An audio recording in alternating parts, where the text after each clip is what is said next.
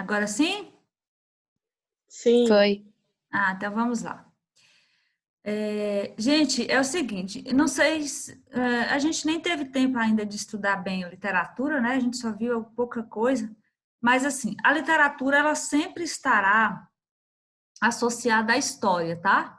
A história de guerras, as histórias dos países, de suas conquistas, seja ela no Brasil, seja ela na Europa, em qualquer lugar do mundo, literatura sempre está associada aos eventos históricos que acontecem nesses lugares. Por isso que quem aprende, né, história junto com literatura tem grandes chances de tirarem notas melhores no vestibular, tá? Porque faz essa associação aí e ajuda bastante. Então, assim, a gente vai ver aqui a literatura na Idade Média, né? Porque a Idade Média, até os nossos dias, tem anos, né? Muito tempo. Inclusive, hoje, ainda existem pessoas, não sei se já ouviram falar de um cantor chamado Elomar Figueira, que é daqui de Conquista. As músicas deles são inspiradas nesse momento literário que a gente vai ver agora, tá? Chamado de trovadorismo, tá? Então, vamos lá. Então, a gente vai ver o trovadorismo, e aí a gente tem como a parte aqui histórica, né? A questão de que nessa época, né, na Idade Média, existiam os reis, né, os castelos, nobres cavaleiros, e isso, claro, na Europa, tá? Então, a gente está falando de Europa, até porque não é o Brasil, nessa época aqui, nem ainda foi descoberto, né, entre aspas. Então, os reis, os castelos, nobres cavaleiros lutavam, né, em torneios para merecer a atenção de formosas damas da corte. Por que que existiam essas damas? Primeiro, eu vou contextualizar vocês, né, é, sobre como é que era esse contexto, tá? Deixa eu vir aqui e depois eu posso voltar ali. Nessa época, o poder da Igreja Católica era grande. Até hoje ela é, mas claro que nem se compara. Pessoal, assim, se houver algum católico aí, eu não estou falando mal da igreja, tá, gente? Não estou fazendo crítica à religião de alguém, se for. Eu estou simplesmente falando o que é histórico, tá? Se você procurar lá nos livros de história, você vai ver isso aí. Então, o poder da Igreja Católica é imenso, e ela usava esse poder de certa forma, para oprimir as pessoas menos favorecidas, né? No caso, os pobres. Como assim? Ela, por exemplo, disseminava que quem nascia pobre era pobre porque Deus assim o quis. E você não devia se revoltar contra isso, tá? Porque se você se revoltasse, era um pecado contra Deus.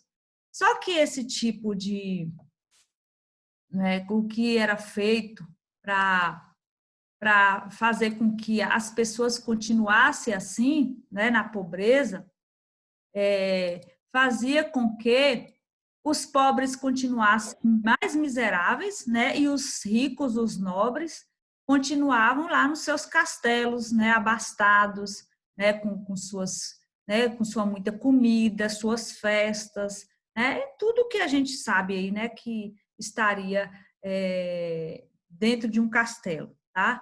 Então, e outra coisa, o que ela usava também porque assim, a gente sabe que o teocentrismo, né, que teocentrismo seria, né, Deus é o centro, Deus é tudo. Claro, a gente como cristão, a gente sabe que é dessa forma, tá? Que a gente deve colocar Deus no centro de tudo, mas de uma forma que Deus seja o nosso Senhor, né? Como cristão a gente vê assim, que a gente faça a vontade dele, né, que ele nos guie, etc. No caso da Igreja Católica, esse poder teocêntrico era para dizer assim, colocava Deus como um tirano, tá?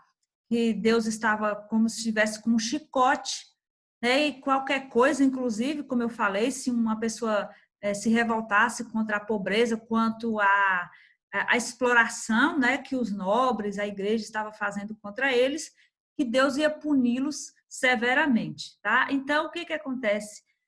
É que essa era uma forma de intimidar as pessoas a continuarem nos seus lugares, né? Sempre pobres, né? Sempre miseráveis, né? Sempre ali sendo, de certa forma, capacho, né? Da igreja e dos nobres, né? Da classe ali favorecida, né? Da classe abastada. E outra coisa, o poder da Igreja Católica não se resumia só às pessoas, né, pobres. Não. Olha o que diz aqui. Que os príncipes, o que ele diz aqui? Os príncipes têm poder na terra, os sacerdotes sobre a alma. E assim como a alma é muito mais valiosa do que o corpo, assim também mais valioso é o clero do que a monarquia. Nenhum rei pode reinar com acerto, a menos que sirva devotamente ao vigário de Cristo, né? Que seria aí o vigário de Cristo, né? Que é o Papa, né? Inocêncio III, tá? Que aí é por isso que tá aí, fala do Papa Inocêncio III. Então, assim, existia, claro, os reis, os príncipes, mas se eles, né? Não andassem ali alinhados, né? Com o pensamento, com as ordens, com o que a Igreja Católica queria, coitado, eles eram excomungados, né? Ninguém, porque ser excomungado pela Igreja Católica, gente, era como, tipo assim, agora você é um zero à esquerda, você não vale nada, tá? Por isso que ele diz assim, nenhum rei com acerto, né? Ou seja, corretamente, certo, né? De acordo aí, a menos que sirva devotamente ao vigário de Cristo, que seria esse Papa, né? No caso, os papas, mas nesse caso aí, esse Inocêncio. Então, o poder da igreja era muito forte, tá? Muito mesmo. Então, o que acontece com isso? A gente vai ver aqui, depois eu volto lá para aquele segundo. Aqui.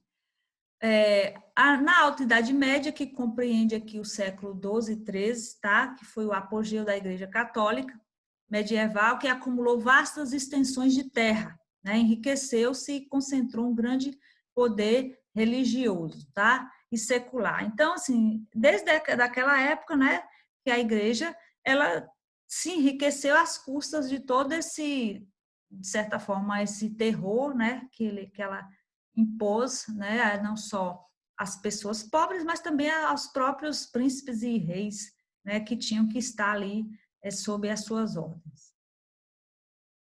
Inclusive, esse fato aí dessa concentração de terras, né, que ele está colocando aqui, nas mãos da igreja, até hoje, em nossos dias, perdura, né, esses resquícios, né, essa herança. Por quê? Não sei se vocês já ouviram falar de um imposto, se chama laudêmio. Quando a gente vende uma casa, né, um terreno ou uma casa, você tem que pagar o laudêmio para a Igreja Católica. E o laudêmio é estipulado no valor da propriedade. Eu, por exemplo, quando comprei esse terreno aqui, a gente pagou, eu não sei se é 5%, 10%, eu não me lembro o valor, o percentual do valor da propriedade. Eu me lembro que eu paguei, se não me engano, R$ 980, uma coisa assim, há 6 anos. Então, assim, por quê? Porque é resquício desde aquela época, né, que ela era dona de vastas, né, extensões de terras, e aí foi, né, até hoje ela ainda tem aí essa herança, né, de, por exemplo, aqui os lotes, né, que foram divididos para se tornar terrenos, eram da igreja, né, então você paga aí por resto da vida o laudêmio, tá? Toda vez que você vender a casa.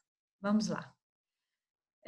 Então, aqui, tá? Os papas coroavam os reis, decidiam disputas territoriais e excomungavam príncipes que discordassem de suas decisões políticas, tá? Então, veja que o poder dela não era pequeno, tá? Porque, tipo assim, os papas, eles eram como se fosse o Deus na terra, né? Tanto é que ele fala ali, vigário de Cristo. Então, vamos lá. Aí, essa postura aí serviu perante Deus e a igreja, né, que seria a postura teocêntrica, mas não o teocentrismo do jeito que a gente crê, né, no sentido de colocar Deus em nossas vidas, né, como Senhor, mas usando Deus aí, né, como um tirano para servir aí, né, aos seus propósitos, tá? Teocentrismo, né, seria a visão do mundo cristã. Tem alguém tentando entrar aí? Tá pedindo para vocês, até agora está aparecendo aqui alguma. Vamos lá. Deus, perfeição e superioridade, centro de todas as coisas, e o homem imperfeito, tá? Então, vamos lá, o que nos aguarda aqui em relação a... Aí ela coloca que a igreja possuía o controle quase absoluto da produção cultural. Não existia tanta cultura, né? Praticamente não existia escrita naquela época. Tanto é que a gente vai ver aqui o que seria aí o trovadorismo. Apenas 2% da população europeia era alfabetizada, então era até mais fácil de controlar. A escrita e a literatura estavam praticamente restritas aos mosteiros e abadias, né? Ao clero aí. E aí, o que seria sistema feudal? O sistema feudal era o seguinte, as terras, né, porque naquela época não era como depois das grandes navegações, né, que começou a estender o comércio. Então, o que existia? Terras, muitas terras, né, da igreja, né, dos reis. Então, como é que existia aí esse sistema feudal? Então, depois da morte do imperador Carlos Magno, né, que foi em 814, a sociedade organizou-se em torno dos grandes proprietários de terra, que seriam aí os senhores feudais. E o que seriam, então, os feudos, né, já que os senhores eram proprietários dos feudos. Então, seria uma pequena corte, né, o senhor feudal, mais membros empobrecidos da nobreza, mais cavaleiros, mais camponeses livres e servos unidos por uma relação de dependência que se chama vassalagem. Então, assim, o senhor feudal, por exemplo, era vassalo do rei. Como assim? Né? Ele estaria sendo ali protegido do rei se fizesse ali tudo o que fosse de acordo com as orientações do rei. Né? Desse lá não sei se era um quinto, mas uma quantidade, né, dos seus do que produzisse nas suas terras, né? Eles também, de certa forma, ajudavam na proteção dos reis, então os reis também cuidavam deles, e aí eles eram vassalos, os senhores feudais também eram, no caso, vassalos do rei. E quem eram vassalos, né, dos senhores feudais? Esse pessoal aqui, ó, os membros empobrecidos da nobreza, né, quem perdia, por exemplo, suas terras por alguma dívida, alguma coisa assim, os cavaleiros, camponeses livres, tá? Servos, eles trabalhavam, né, em troca, por exemplo, o senhor feudal arrendava uma parte da terra, né, um percentual da terra para esse pessoal aqui, né, os membros empobrecidos, cavaleiros, camponeses, etc. E essas pessoas, né, com essa terra arrendada, davam uma parte, né, uma parte, grande parte do que produziam para os senhores feudais, né, e as outras ficavam com eles, se alimentavam, ou... Pessoal, desligue o microfone. Tá? Vamos lá. Então, vamos lá. O sistema feudal, então aqui, né, os moradores do feudo juravam defender as terras do senhor, que seria o seu suzerano, e como seus vassalos recebiam o direito de viver na propriedade, cultivar a parte das terras, além de receber a proteção do suzerano, que seria aí, no caso, os senhores feudais. A posição de destaque nessas cortes era ocupada pelos cavaleiros, né, os mais aí importantes, né, vamos colocar assim. Que em tempos de ataques dos bárbaros formava o exército do senhor feudal. Então, esses cavaleiros ocupavam as terras aí desses senhores, e quando houvesse algum tipo, né, de batalha, de ataque, né, que havia muito desses bárbaros, aí esses cavaleiros é que formavam o exército para proteger o senhor feudal. Então, e como é que acontece isso? Então, o que isso tudo tem a ver com um sistema aí, né, chamado o trovadorismo, que seria aí um contexto da literatura, tá? O que tem a ver tudo isso que eu falei com o trovadorismo? Então, vamos lá. O sistema feudal e a literatura. Princípio básico da literatura medieval. Então, vamos lá. A afirmação da total subserviência de um trovador à sua dama. Então, então presta atenção, assim como essas pessoas que eu falei, tá? Esses membros empobrecidos, os camponeses, os cavaleiros, assim como eles eram vassalos, tá? Unidos por uma relação de dependência, vassalagem, assim como eles eram vassalos dos senhores feudais, na literatura acontece o quê? Tá? Ele coloca assim, a afirmação da total subserviência de um trovador à sua dama, no caso da poesia lírica trovadoresca, as cantigas. Então, o que acontece? Era uma espécie de subordinação ou de vassalagem do trovador, que era o que fazia as trovas, tá? Em relação à mulher, a sua dama, a mulher que ele escolhesse lá como sua dama. E aí vocês vão ver como é que acontecia isso aqui, tá? Porque existem alguns tipos aqui de trovas. Então, por exemplo, vamos supor que Lara, né, esteja lá no castelo, nos castelos medievais, pensa aí, Lara, você com esse cabelo e aquelas roupas lá, né, todas, aqueles vestidos calorentos, né, com aquelas saias bem cheias de tecidos, de armaduras, né, que tinha umas armaduras dançando. Pois é, então aparecia lá, deixa eu ver quem, Rafael, não sei se Rafael está aqui. Rafael, você está aqui, Rafael? Lara. Eu tô Tá me comendo ouvindo? chacho. Tá ouvindo? Tá comendo, é? Tô. Aham. Rafael não está aí, né? Pelo jeito, que eu estou perguntando aqui se ele está e ele não está respondendo. Ai, ai. Então, Rafael, que não está aqui no momento, não vou usá-lo. Deixa eu ver quem. Mateus está aqui, né? É Mateus, vou usar Mateus. Mateus, no caso aí, né, o trovador, tá? Então, ele será o nosso trovador que vai fazer aí uma trova, né, uma cantiga para a dona Larita lá na festa. Então, o que acontece? Ele vai ser o vassalo de dona Lara. Ó, Lara, ó. Não diga nada, viu? Você vai, né? Geralmente eles ficam em posições assim de... Sabe quando naqueles filmes igual os Cavaleiros da Távola Redonda, que os nobres chegam aos castelos e ficam assim, tipo de joelhos, pega a mão da dona? Pois é, ele vai ficar dessa forma lá no castelo, né, na corte, né, fazendo aí, né, vassalagem com as suas trovinhas para a dona Larita, tá?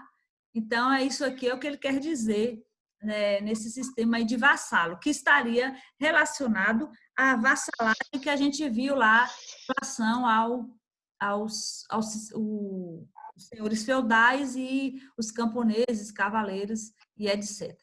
Então, vamos lá. As regras da conduta amorosa nesse tipo de literatura, né, no trovadorismo, tá? Olha que lindinho. Olha, ó, Larita com cabelinho aqui, ó. A Iane com cabelinho todo, né, cacheadinho, com o seu trovador. Tá a cara de Anne, professora. Parece muito ela. Né, Iane? Aqui, ó. Seu cabelinho, só que você fez trança aqui, ó. Com o seu trovadorzinho lindo. E aí, vamos lá.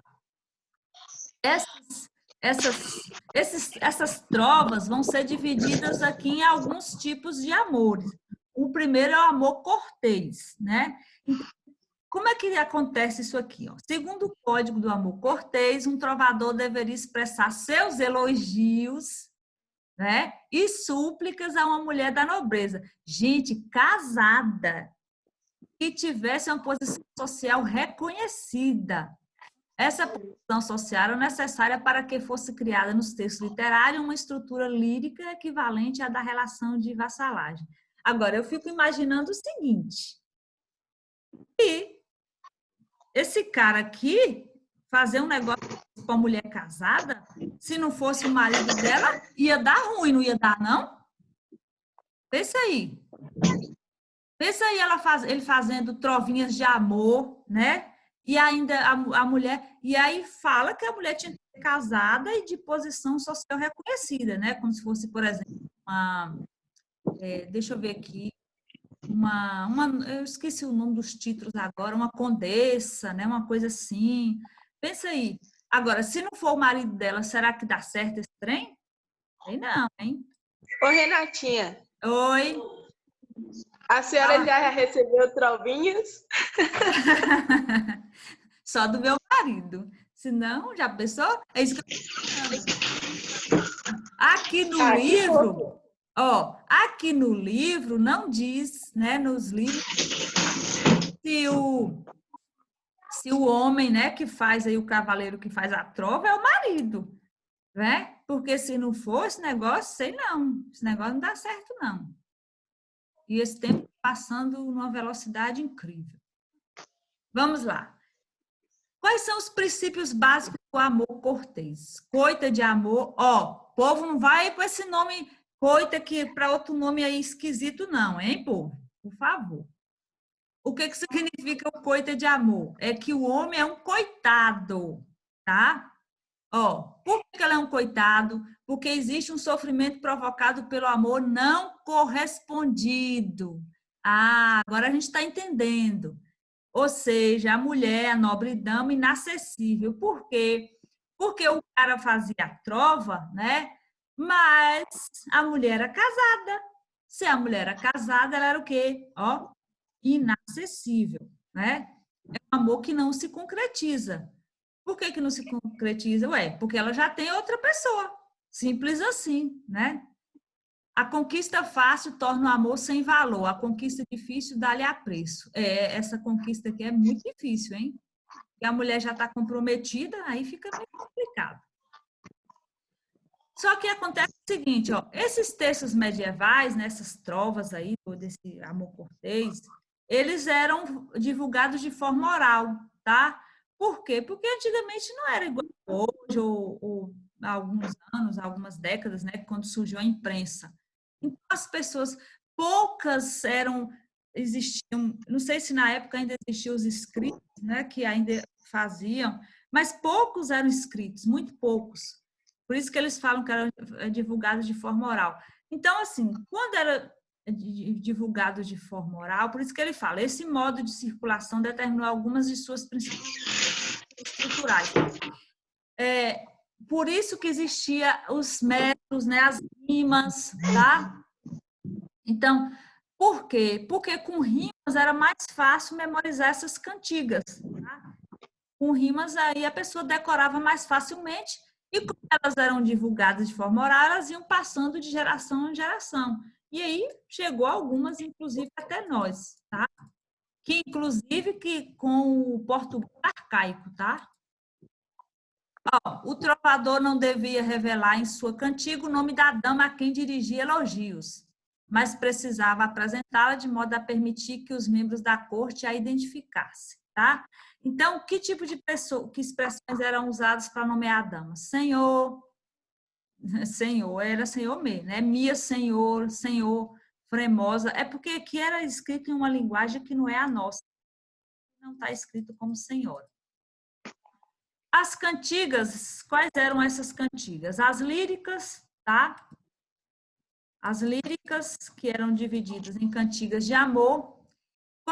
O que significava essa cantiga de amor? Né? Elas se expressavam a paixão infeliz, o amor não correspondido, né? De um trovador que dedicava a sua senhora. O eu lírico sempre era homem, né? Masculino, né? Que dirigia seus elogios a uma dama. E o homem, como eu falei, era um coitado, porque ele sofria dessa dor imensa, né? Destacava sempre o valor moral, social e a superioridade da mulher, né? Da dama. E as cantigas de amigo? Agora, as cantigas de amigo já eram um pouco diferentes. Elas falam de uma relação amorosa que acontece entre camponeses. O tema sempre era a saudade, tá? O eu lírico aí já não é masculino, é feminino.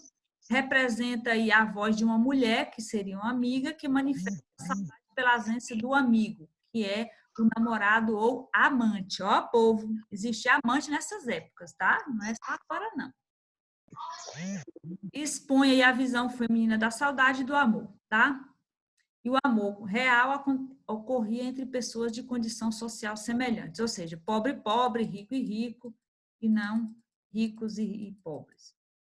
Tinha também as cantigas satíricas, né, que apresentavam críticas ao comportamento social e de seus pares, difamava alguns nobres ou denunciava as damas que deixavam de cumprir seu papel no jogo do amor cortês. Não?